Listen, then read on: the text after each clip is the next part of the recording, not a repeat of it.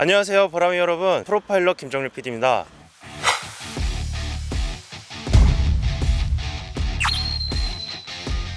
FA50 개필러 수출 담당자, 그리고 생산시설, 그리고 도장 담당자까지 보라매님들께 자세히 보여드리도록 하겠습니다. 함께 가시죠.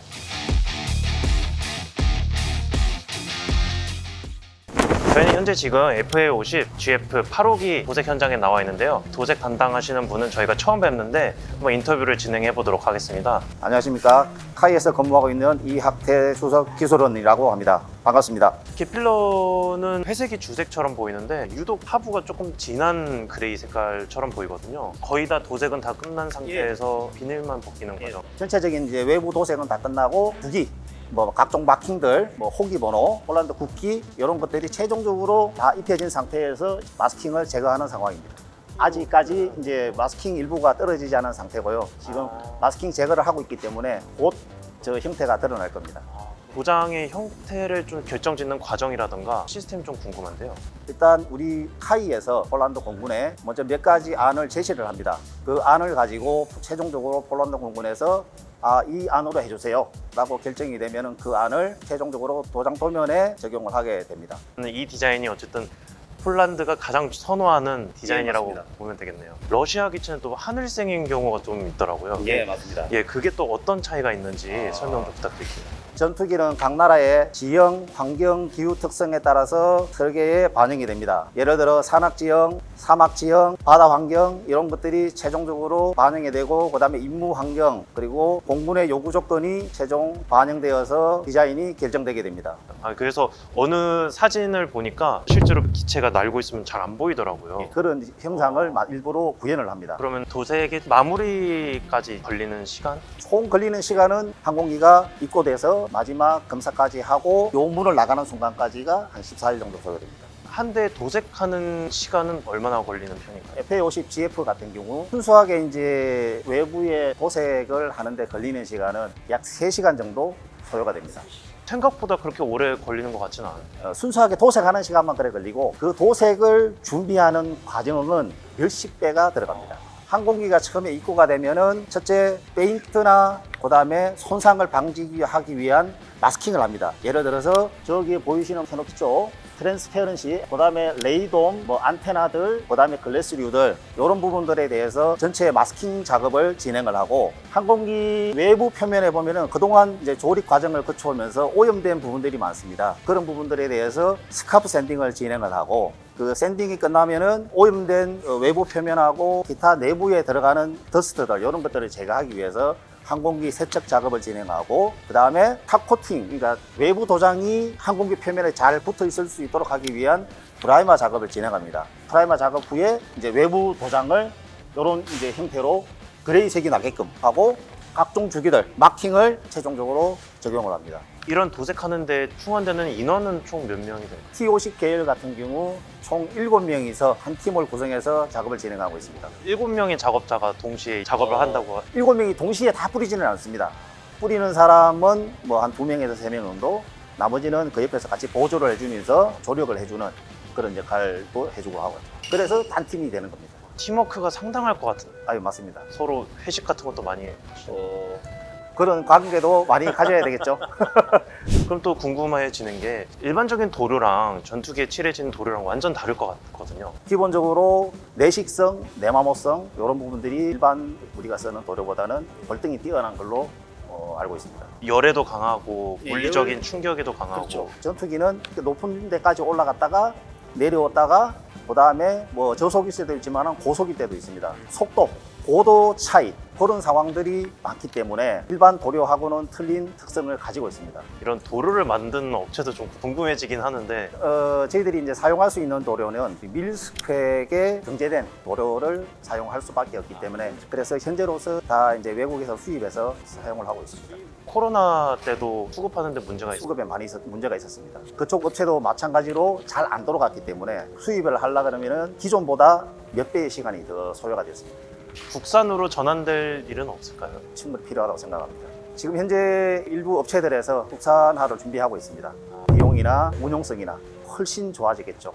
도색 환경이 가장 중요한 게 뭔가 습도라던가 그럼 좀 중요할 것 같은데 그거에 대해서 좀 설명을 부탁드립니다. 전투기를 도장을 하는 데 있어서 기본적으로 온도와 습도가 요구되고 있습니다. 온도는 보통 우리 상온이라고 하는데 20에서 30도 사이를 어느 계절이든 여름이든 겨울이든 똑같이 20에서 30도 정도의 범위 내에서 온도 유지를 하고 있습니다. 마찬가지로 습도도 한 30에서 70% 정도를 사계절 맞출 수 있게끔 이 설비가 구성이 되었고 항상 유지를 하고 있습니다. 그 온도랑 습도가 도장하기에는 가장 최적의 조건입니다. 그리고 더 타이트한 조건을 요구하는 도장제들도 있습니다. 이제 그런 것 같은 경우는 심할 때는 온도도 뭐 23도 플러스 마이너스 1, 2도, 습도도 50 플러스 마이너스 5%, 뭐 요 사이에도 관리될 수 있게끔 설비가 구성되어 있습니다. 이 문에서 약간의 소음과 바람이 좀 들려오거든요. 도색을 그 말리는 그런 바람이라 생각했는데 이 문의 역할이라던가 바람에 대해서도 좀 설명을 부탁드리겠습니다. 또 앞쪽에 보이는 큰 문은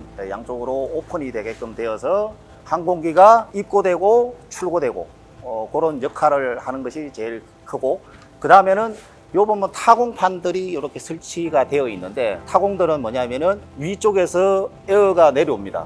그 내려오는 에어가 요 타공판으로 되어서 빠져나와서 저 뒤에 보이시는 필터로 바람이 흘러가게끔 되어 있습니다. 이렇게 하는 목적은 페인트가 도장 작업을 하게 되면은 먼지나 분진들이 비산되는데 그 비산되는 것들이 항공기에 앉거나 사람 몸에 앉거나 하는 걸 방지하기 위해서 이렇게 바람을 흘리는 구조로 설비가 구성되어 있습니다. 바람의 강도가 어느 정도냐면 기분 좋은 봄바람 정도의 느낌이거든요.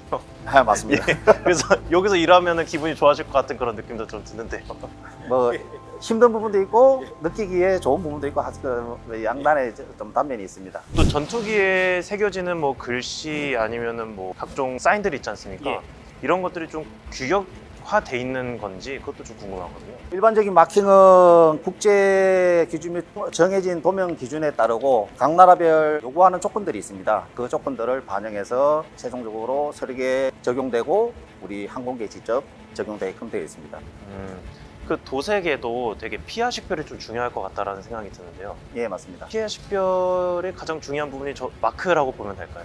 이제 피하 식별을 할 수 있는 게 나라 마크, 그다음에 어떤 부분들은 이제 부대 마크도 적용하는 항공기들도 있습니다.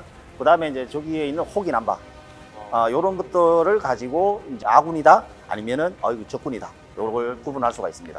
먼 거리에서는 사실은 제 눈에 안 보이기 때문에 이번에 가까이 있을 때 이게 뭐 아군기다 적군기다 이제 그걸 알 수 있는 겁니다.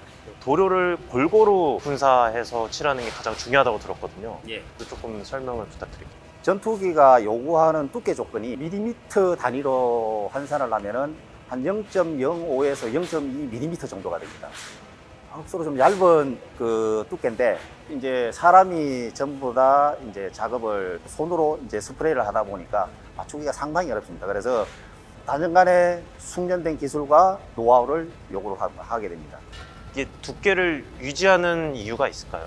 자, 먼저 두께가 얇으면은 이제 외부의 이물질들이 그 항공기 표면에 쉽게 침투를 합니다. 그러다 보면은 알루미늄 표면 같은 경우 쉽게 부식이 되고 항공기 수명이 더 빨리 줄어들고, 만약에 두꺼울 경우는 이 항공기 면적이 있다 보니까 두꺼우면은 무게가 또 많이 나가게 됩니다. 그래 되면 운용 유지 비용이 많이 들고, 적정한 두께 유지 관리를 하는 것이 이제 수명 유지나 그다음에 비용 관리 측면에서 유리할 수 있습니다. 예, 보이는 것처럼 그 도색 과정에서는 수작업이 좀 많은 과정인 것 같거든요. 예, 맞습니다. 근데 이제 자동화 과정이 조금 공장에 도입되기 어려운 이유가 뭘까요? 자동화가 어려운 이유는 항공기가 입고가 되면 요 한 자리에서 입고 시작부터 출고까지가 다 이루어집니다. 그러다 보니까 공간이 이제 협소한 상황이고, 그리고 공정이 아까 말씀드린 뭐 마스킹, 샌딩, 클리닝 뭐 이렇게 쭉 있지만은 그 과정 중에는 많은 수십 가지의 추가적인 공정들이 별도로 또 따르게 되어 있습니다. 이제 그 과정들을 다 일일이 적용하기가 어렵고, 그 다음에 항공기 형상 보시면 아시겠지만은 접근이 어려운 부분들이 너무 많습니다. 접근이. 그러다 보니까 자동화하는 데 있어서 덕보다는 실이 너무 많은 어떤 구조입니다. 그리고 대량 생산 체제가 아니다 보니까 자동화가 쉽지는 않습니다. 그 일부 부분에 있어서는 지금 자동화를 하는 데 있고, 우리 카이도 KF-21을 양산하게 되면은 일부 부분에 있어서는 자동화를 계획하고 있는 부분이 있습니다. 전투기에 있어서 도색이 왜 중요한지 작업 어떤 소명 의식 같은 게 있다면은 한번 말씀해 주시면 감사하겠습니다. 도장은 항공기의 얼굴이라고 생각합니다. 그래서 GF, 폴란드 항공기 수주를 하고 첫 생산을 하게 되었을 때 준비 과정이 사실 많이 힘들었습니다. 처음에 어떻게 컨셉을 잡아서 갈까, 어떻게 작업을 해야 될까, 이런 부분들을 처음에 전부터 잘 이렇게 짜서 그 과정들이 문제없이 흘러가게끔 해주는 것이 가장 중요한 역할이거든요. 이 부분을 고민하고 또 실행에 옮기고 마지막에 완성돼서 나올 때 너무 뿌듯하고 자부심을 느꼈습니다. 폴란드 이제 가야 될 항공기인데 폴란드에 가서 문제없이 잘 날아다니면서 폴란드 영공을 잘 지킬 수 있으면 더없이 고맙겠습니다. 감사합니다.